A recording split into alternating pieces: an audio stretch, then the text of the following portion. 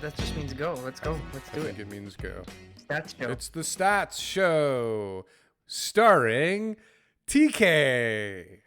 Da-na-na-na. And Darryl, Oh. come on, give yourself some credit here. Co-star. Co-starring Darryl. I'm just here for the fun. I mean, you're the professional. You've got the whole thing figured out. That's right. YouTube. We're in trouble. YouTube sensation. We're in trouble if we are going to consider me the professional in this relationship here. Well, as far as the podcast world goes, you're rocking it. There we go. So, what do we got today? We have, ready? Stats update. Yeah, but hold on. I want to lead up to the stats update. Short, just give me a quick little lead in. Okay. Toronto home sales rise 25% year over year, breaking October record. We like to hear that, don't we? We like that. Okay. I love it. I love it. Toronto breaks more real estate records. Yes. Drum roll. But condos under pressure. Oh. That one stung a little, but that was one headline. They kind of they gave me a little tickle and then a punch. Not nice. The only thing Canadians are optimistic about right now is the housing market. Okay, well that's not too bad. That sounds pretty good. Canada's house prices are soaring because reality doesn't matter anymore to things like that. This is what we're talking about. But I mean, it does, right? It doesn't make sense. So we're gonna try and make sense out of the nonsense, which, luckily, that's our specialty. Yeah, it really is. That's our specialty. But right now, I mean, listen, there's been markets that like you could reasonably discuss and predict with a reasonable amount of accuracy and logic, but this is defying both of those or all of those if I said more than two. Okay. I think you're right, and the market's doing what it's doing, and the numbers show a very strong market. I mean, let's not disagree. It shows that people are still finding confidence in investing in real estate, hands down. I think the most important thing here that I'm recognizing is that there are not only are there two markets, but like there's two kind of groups of people here. There's like renters with low wages that are not, in this market, right? So like all those people that were hoping to get in the market, they're not getting in the market. But all the people that were like definitely in the market or getting in the market and had that ability are getting like better deals or better houses really than they ever could have got. Right. So like all these people that were going in anyways are flooding in. Right. Yeah. And they're just jumping on the train. So, okay, let's go through this. So what are the numbers? What do they say? What are the headlines? Listen, to me, they paint a pretty rosy picture. Even if, so listings are up more than the amount of sales that are happening. Total listings. Yeah. Freehold and condos. But detached is going off the rails right now. It seems. Yep. Right? Yep. And I looked kind of down into the stat that you like to talk about. Like those over $2 million homes they're doing pretty good. They're doing okay. 2,700 of them or something, no? No, in this month we've got... what was I looking at? 488. So compared to last October, it was 254, which was actually a really good October. That's actually the highest number I've seen. Because what happened in 2019 is we were coming out of the 2017 slump, and then the fall of 2019 is when things started to pick up again. So we started to see activity, confidence was coming back into the market. So October 2019, there was 254 of those 2 million plus units, almost double. It's about 92% increase. I think as long as things are pointing in the upward direction, it's a good sign for this particular time in space. Well, let's talk about that. Yes. Let's talk about that. It. Upward direction, meaning what? Year over year, month over month, what? Both. Either. Okay. Year over definitely year, month over 100%. month. For sure, month over month. I would like to see increases for a while. We've got 4 months in a row of year over year increases month to month. Yeah. Which is good. But we're not seeing the same growth month over month. No. We're starting to slow, we're starting right? to see it slow down. Yeah. So we had a huge uptick because of May, June, and July. those were months that were all booming, Pent up. right? So we started to see exactly pent up demand, but now we've slowed down to less than 1% month over month growth, right? Where we were as high as 7.8% in So June. let me So you can tell. retract my statement and say, as long as we have even or positive growth in any metric, I think it's a Yes. step in the right direction for a market like this.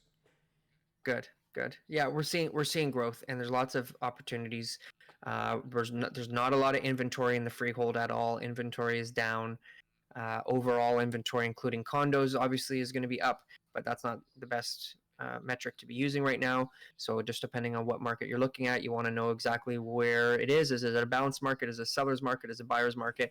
And that'll give you a good indication of how things are going. Let me pull up my Speaking trusty of chart here. knowing how things are going, you should Yep. subscribe now if you haven't This is the time already, to subscribe right now. and hit the like button. And get ready to join us on our next episode in 2 days with Mr. Bradley Watson. We have fans that are excited for this, TK. Mm, I It's love it. gonna be good. People are talking. I love it. People But they're are talking about it. The talking. streets are talking. Bradley Watson. So subscribe and hit that notification bell so you can get notified when we put up another episode. So one of the best indicators is months of inventory. Also, we use sales to new listing ratio. This just determines if it's a buyer's market or a seller's market. The lower the number, the hotter the seller's Okay, market so it here is, we're gonna right? play a So, game. I'm gonna list a category and you're gonna say buyer or seller's market. okay. Detached. What region? All of them? Sellers. Sellers. Is there anywhere there's buyers in detached? In the GTA, no. Okay, perfect. Semi-detached. Semi-detached, seller's market all throughout. Yeah, Townhouse. seller's market. Condo. Depending on where you're looking at it. So if you look in the 905. regions in the 905, exactly, you're going to be in a seller's market territory. Ooh. And Toronto, you're going to be in a buyer's market to weak seller's market, depending on what part of Toronto. But the average is 4 months of inventory, which is starting to get into heavy buyer's territory. Not balanced.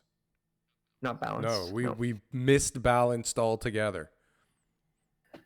We miss balance altogether. I mean, I'd say the most balanced market would be the 416 area if you include all the Toronto condos. But of course, we know in the core areas that those are going to be, there's going to be a lot more inventory there than there needs to be. The most, uh, the hottest market, the greatest sellers market in the GTA right now is Durham region with less than a month of inventory. Whoa. Less than a month. Things go up and they sell. Average price.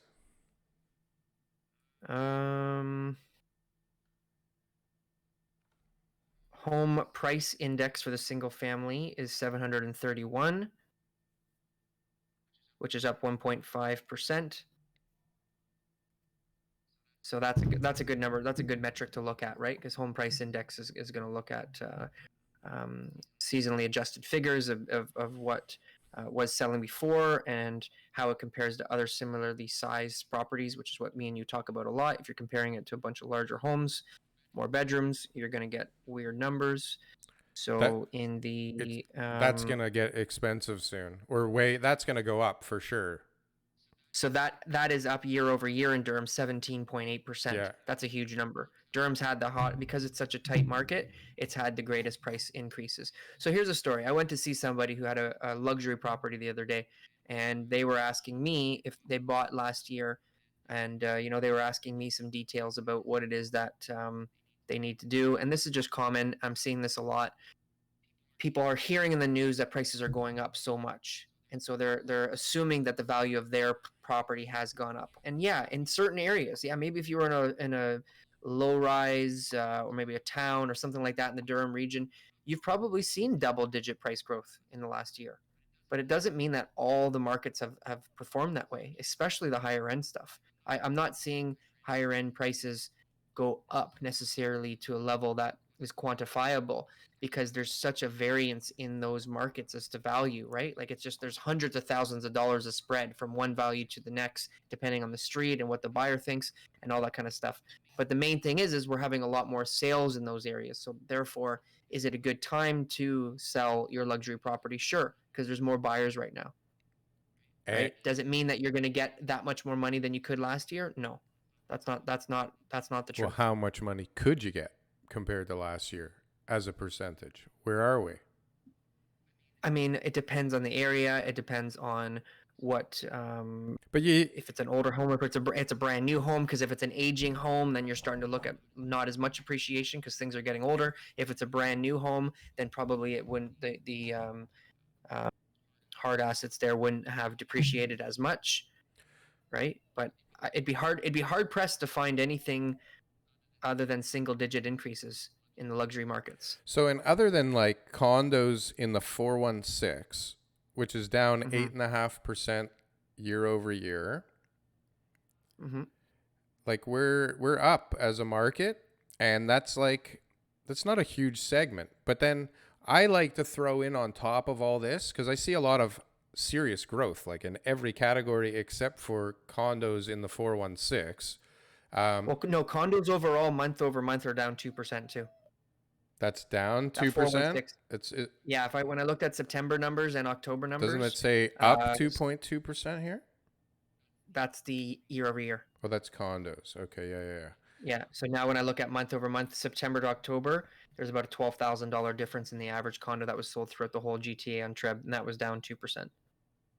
Yeah, which is fine, especially in this That's environment. Toronto dragging it Yeah, it's down. nothing. Yeah, But that's but Toronto then dragging it on down. top of it, we have like super strong new condo sales growth, which is important, I think, Absolutely. right? Because we're talking about like if we break it down into 905 versus 416, and we break it down into detached semi towns, condos, and new towns and semis and detached. Like there's one category that's like down, right? It's Yeah. resale condos. That's it.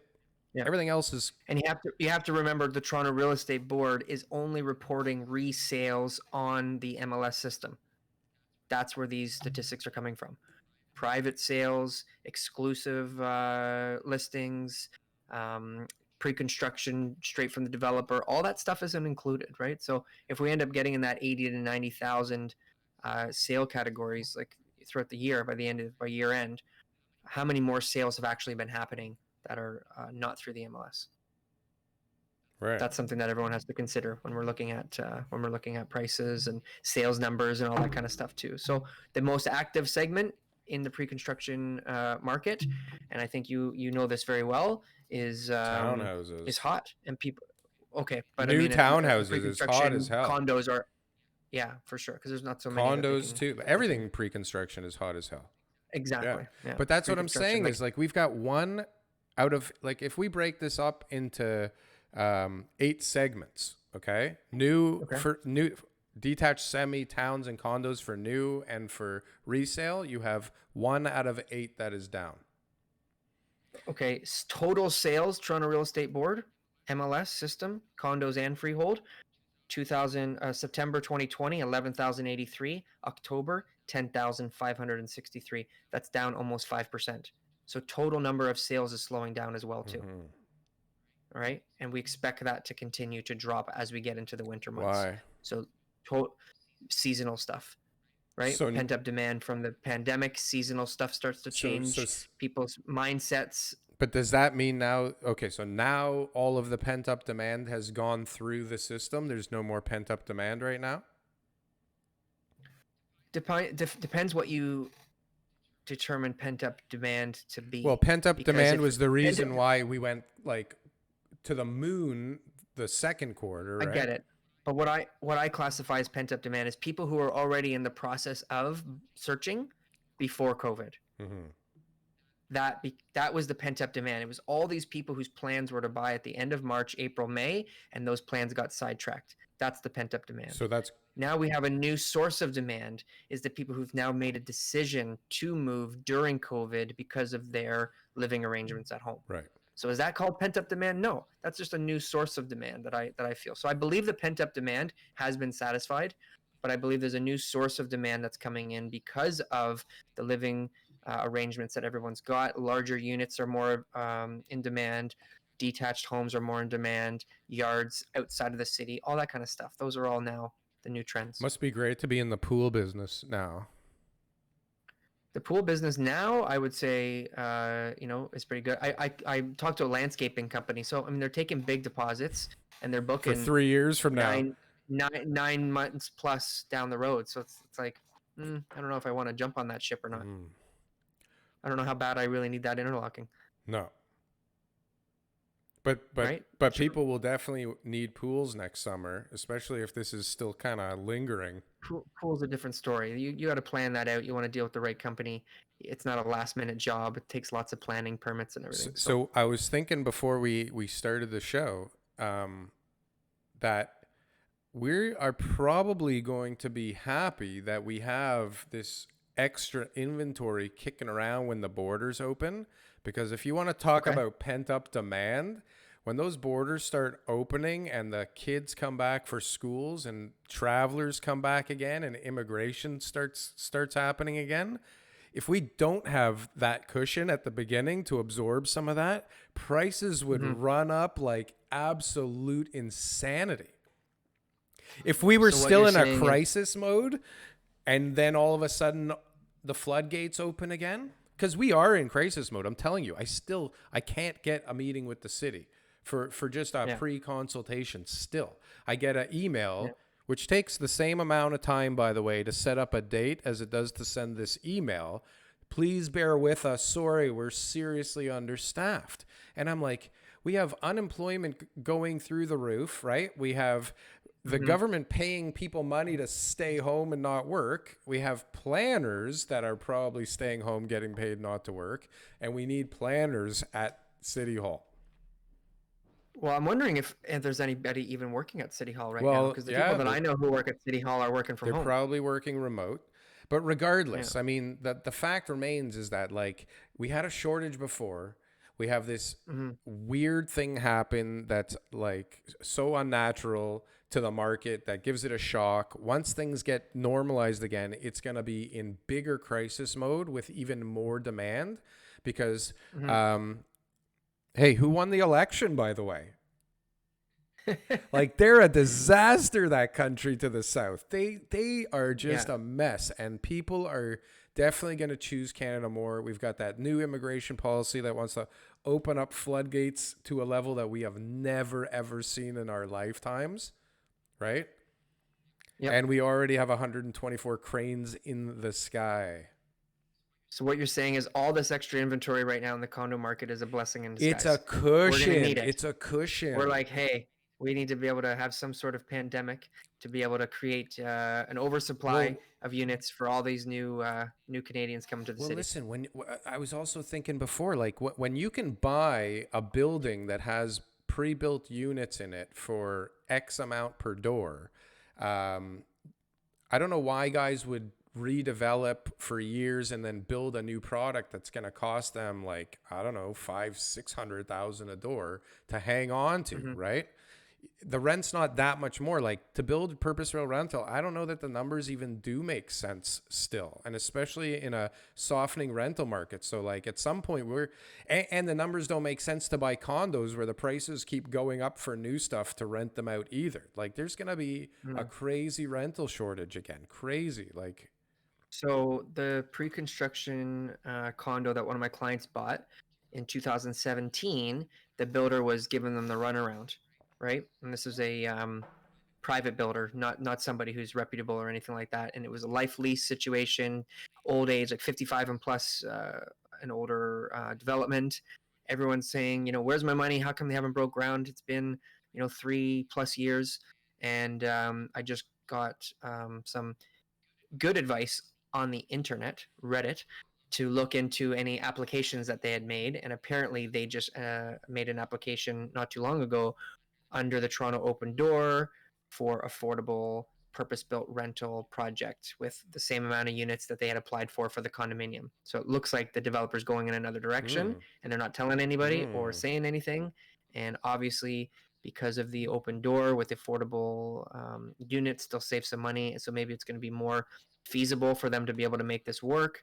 They ran the numbers at the life lease situation with the condo. That didn't work, I guess. And they've found the funding to be able to build this purpose-built rental. It'll be 600 plus units at Markham and 401. Listen, the market needs it for sure. I don't know how to make the numbers make sense, but I'm not really a rental guy. But I mean, listen, anything, Affordable housing well, but units. still anything, well, after a certain amount of time, they don't have to be affordable anymore. 50 years. 50 Is it years, 50? this one was, and it was half the unit. So they'll still have 300 market rent units Yeah. without the rent control. So I think they're going to be pretty happy with that. 300 without the rent control.